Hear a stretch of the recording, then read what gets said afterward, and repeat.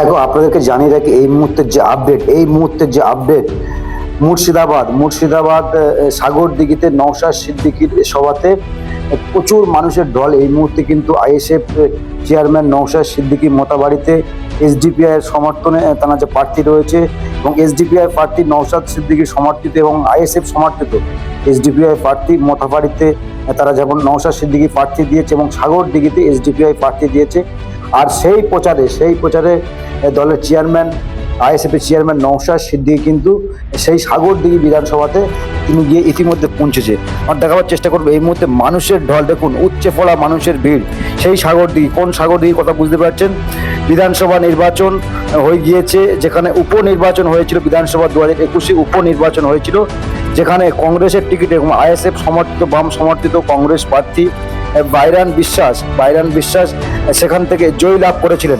আপনাদের নিশ্চয়ই মনে থাকবে 2021 সালে উপনির্বাচনে বাইরন বিশ্বাস কংগ্রেসের টিকিটে লড়াই করেছিলেন এবং সেখান থেকে কিন্তু তিনি কংগ্রেসের টিকিটে জয়ী হয়েছিলেন। পরেও যদিও তিনি তৃণমূল কংগ্রেসে কনভার্ট করেছিলেন, কিন্তু এই মুহূর্তে সেখানকার ছবি দেখাবার চেষ্টা করব।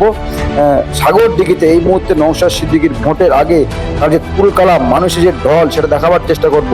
ইতিমধ্যে ফ্ল্যাশ জ্বালিয়ে নওশাদ সিদ্দিকী কিন্তু তার ভক্তদেরকে লক্ষ্য করে তিনি বলছেন যে ফ্ল্যাশ জ্বালাবার কথা। এর মধ্যে সেই ফ্ল্যাশের আলো আপনাদের দেখাতে বলবো।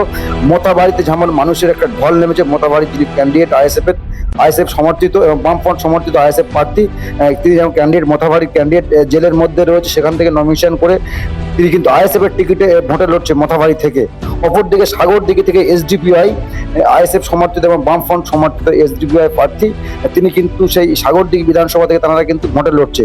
আর সেই ভোট প্রচারের বিধায়ক নওশাদ সিদ্দিকী কিন্তু ইতিমধ্যে সেখানে গিয়েছে।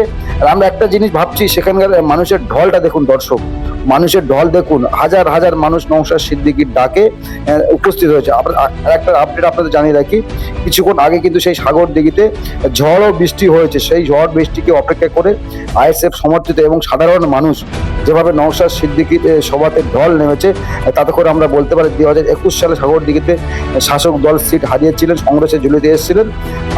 আবারও কিন্তু 2026-এ নওশাদ সিদ্দিকীর সমর্থিত এসডিপিআই প্রার্থী সেখান থেকে তিনি জয় লাভ করবে, এমনটা চিত্র কিন্তু ধরা পড়ছে ইনসাফ টিভিতে এই মুহূর্তে।